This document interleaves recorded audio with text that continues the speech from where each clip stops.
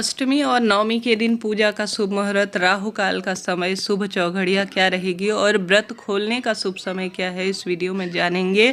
जैसे कि आप जानते होंगे, अष्टमी नवमी जो नवरात्रि की सबसे विशेष तिथियां होती हैं। इस दिन अपने घर पर यज्ञ, हवन, कन्या पूजन इत्यादि किया जाता है और अपने व्रत का परिपूर्ण फल इससे मिलता है। सबसे पहले बात कर लेते हैं अष्टमी नवमी कब है।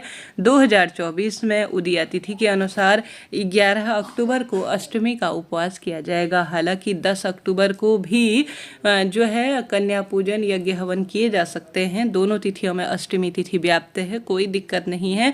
10 और 11 अष्टमी है, परंतु जो व्रत उपवास है वह उदयाकालीन तिथि को देखकर ही किया जाता है।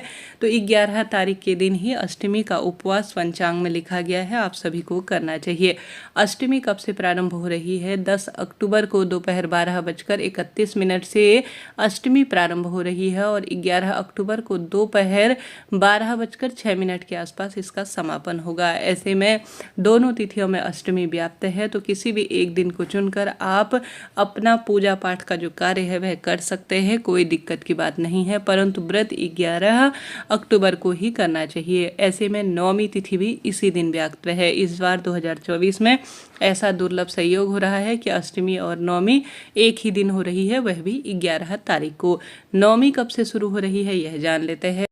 2024 में नवमी तिथि शुरू होगी 11 अक्टूबर 2024 को दोपहर 12:06 के आसपास और 2 अक्टूबर को सुबह 10:48 के आसपास यह समापन की ओर होगी। तो ऐसे में दो तिथि में नवमी भी व्याप्त है। ऐसे में आप दोनों तिथियों में 11 और 12 इन दोनों तिथियों में नवमी के निमित्त कार्य कर सकते हैं, कोई टेंशन चिंता की बात नहीं है। परंतु अष्टमी और नवमी का जो व्रत है वह 11 तारीख को ही किया जाएगा। ठीक है जी, यह बात हो गई। अब 11 तारीख राहु काल का जो अशुभ समय है वह विशेष तौर से कब तक हो रहा है यह जान लेते हैं। राहु काल में किसी नए कार्य की अगर आप शुरुआत कर रहे हैं तो वह करने से रोकिएगा। और दशहरा जो है वह 12 अक्टूबर 2024 के दिन ही रहेगा। ठीक है जी, क्योंकि दशहरे के दिन कई लोग शुभ काम की शुरुआत करते हैं, तो 12 अक्टूबर को दशहरा है, तो राहु काल को आप छोड़ दीजिएगा। इसके अलावा शुभ चौघड़िया इत्यादि की भी जानकारी दूंगी, सुनिएगा।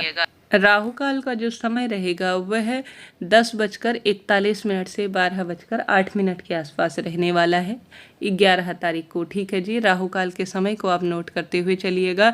यह अशुभता के रूप में जाना जाता है। अष्टमी नवमी पर कोई कार्य कर रहे हैं तो 10:41 से 12:08 के आसपास तक रुकिएगा। अब इस दिन जान लेते हैं दिन में शुभ मुहूर्त, जो कि पूजा का अपने आप में बहुत श्रेष्ठ होता है। इसे संधि पूजा का समय भी कहा जाता है। 11 अक्टूबर की सुबह 11:42 से 12:30 के आसपास बहुत अच्छा शुभ समय हो रहा है। इस समय कोई श्रेष्ठ कार्य करते हैं तो शुभ फलों की प्राप्ति निश्चित रूप से होती है। इसके साथ साथ जो है लाभ और अमृत का चौघड़िया, जो कि हर एक पूजा पाठ को बहुत श्रेष्ठ बनाता है। इस समय अगर कन्या पूजन, यज्ञ, हवन करते हैं, किसी नए कार्य की शुरुआत करते हैं लाभ और उन्नति के चौघड़िए में, तो शुभ माना जाता है। तो लाभ का चौघड़िया सुबह 7:47 से सुबह 9:14 के आसपास हो रहा है। अमृत काल, जो कि सर्वोत्तम समय माना जाता है, सुबह 9:14 से 10:41 के आसपास हो रहा है। अब इस तरह से यह जानकारी थी अष्टमी, नवमी और दशहरे की।